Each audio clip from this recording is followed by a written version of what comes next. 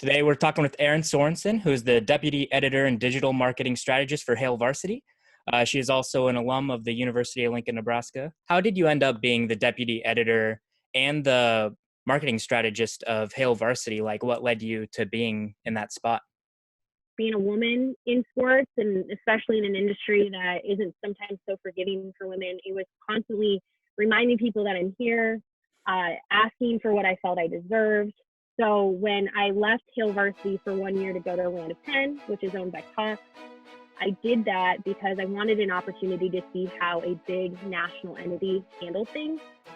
And while it didn't end up working out for me long term, I learned a whole heck of a lot. And thankfully, when I came back to Varsity and they were thankfully willing to have me back, I knew what I wanted, which was I wanted to have more responsibility. I wanted to have an editor's piece to the website and to oversee more while still being able to write, but then still be able to also have the marketing and the social media side. So I asked for it, they said yes, and here I am today. And I stepped a little bit out of the beat reporting role, but I stepped into more responsibility, which I'm grateful for. And I don't envy the people who've had, well, I do envy them in the sense of if you have a 40-year career, but trying to simplify it, I do not envy those when they have to, because for me to simplify 10 years is sort of a whirlwind. But the biggest thing I think I would give in all of that is to have it be a lesson that there's really no right timeline for things. And if things aren't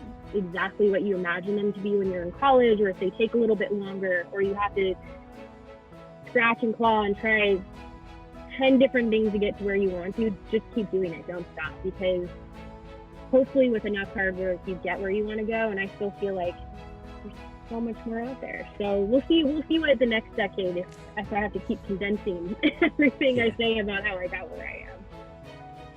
So yeah, kind of like what you were talking about, to my understanding too, is that especially here in Nebraska, you're one of the only females that kind of does like the type of job that you do.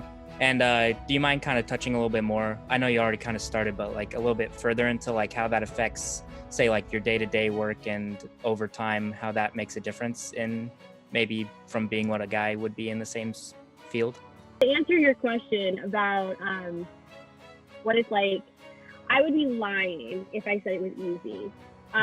It's gotten easier in my time, but there's times where there are press boxes that don't have women's restrooms. Heck, Penn State, who has one of the oldest, most rundown stadiums in the world, has a women's restroom in the press box. How is this possible anywhere if they can figure it out? But, I think it's a challenge because I'm always constantly being tested. And it's sometimes hard to explain for people who don't see it firsthand. But the joke I like to make is I will often have somebody who says to me, well, if you're a real sports fan, or if you really like sports, or if you know sports, you would be able to tell me who the starting offensive line of the 1985 Chicago Bears was. And it's like, no one knows that unless you're the world's biggest Chicago Bears fan.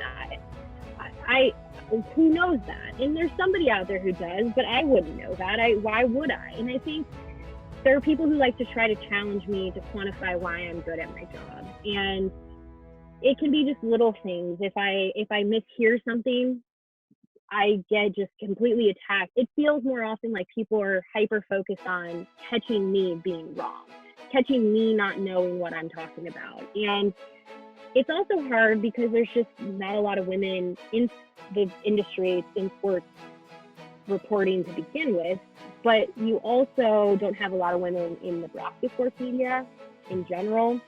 It's hard when you don't have people that look like you. It's hard to find that support system. I'm sure people of color feel the same way. That is another area where we desperately need more people of color to get into sports media.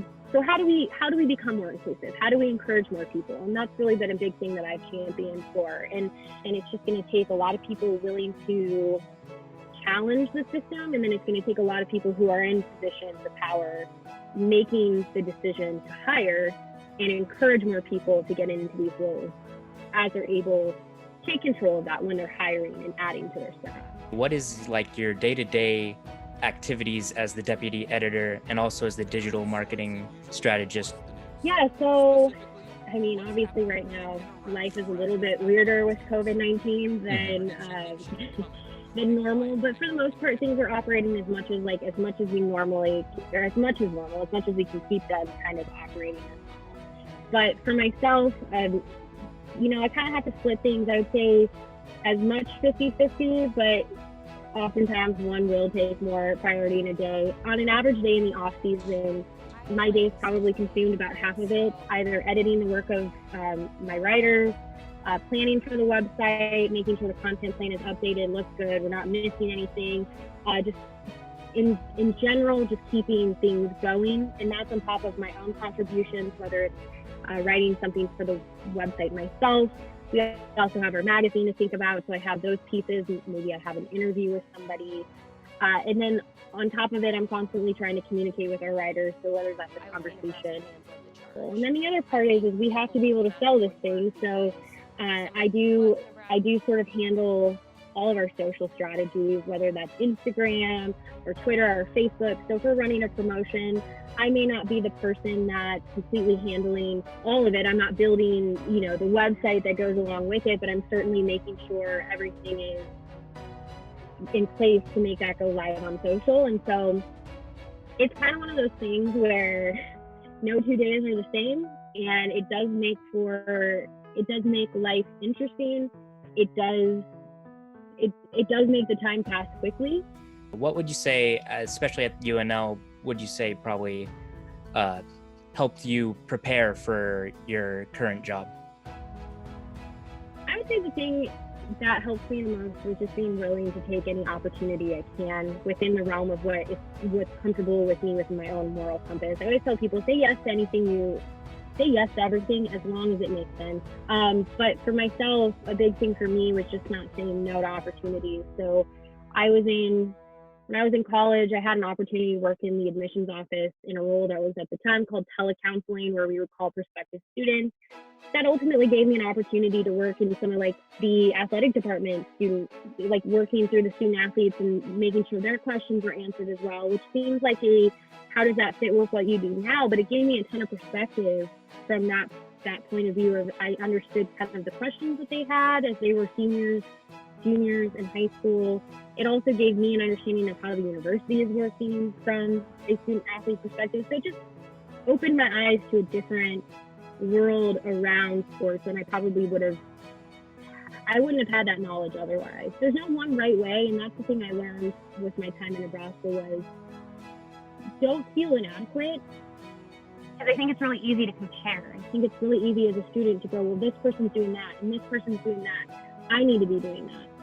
No, you have all the time in the world to try 100 different things if you want to, but you have to be able to say yes to them as long as you think. So back in February 2016, you got into that really bad car crash that had to do with the person being under the influence. What kept that drive in you to want to come back and be where you're at today? I've always kind of viewed it like this, and this is a little bit of a selfish point of view, but I have to be a little bit selfish, but I've always thought if not me, who? And so if I'm gone, what young woman suddenly doesn't see a reporter or somebody in sports journalism that looks like her and now doesn't get into it? And I'm not trying to sit here and make myself a martyr that I'm holding every young woman in Nebraska sports media up, but I did feel like if not me, who else is there? And so anytime I faced any kind of adversity, like where I lost my job with Land of 10, when Land of 10 shut down and I suddenly didn't have a job, people were like, well, are you going to get out of sports? And it's like, I can't. What do I do? I've kind of committed myself to this now. This is a passion for me beyond just my job. This is how do I take this and make something good of it? And I also had the support of people like Mike Riley, who was the coach at the time. He had sent me a letter encouraging me. Tim Miles had sent me a letter encouraging me. Sean Eichler, the athletic director at the time. These people that, for the most part, I knew they knew who I was, but I probably wouldn't have figured them to go out of their way to write a handwritten note or to send a hand to say, we're here for you. We want this. We want you back. It's a good reminder that this is a job that is built on relationships and is built on those connections that you make with people. And so for me, those little reminders made all the difference. And so it was hard. And like I said, people have been nasty about the fact that, yeah, sometimes they can see my scars, and so what? And that's great. If I was really that concerned what people thought about me, I wouldn't be in this job, but like we wouldn't go out in public anyway. I mean, everyone is just so hypercritical and for no good reason. None of us are perfect. And, you know, I think my scars actually now are a good reminder of like nobody's perfect, and we all might sit here and look at what we see on Instagram or on Twitter and think like this is the ideal, but it's like we're all presenting a piece of ourselves that we want people to see. It's not all the truth. And so for myself after that, just like the support systems and just like knowing if not me, who's going to be here, I think ultimately led me back to, well, I'm not done with this industry yet, so this industry can't be done with me just yet. So it was my own stubbornness, I think, that kept me from going anywhere, and probably will keep me here for a good amount of time.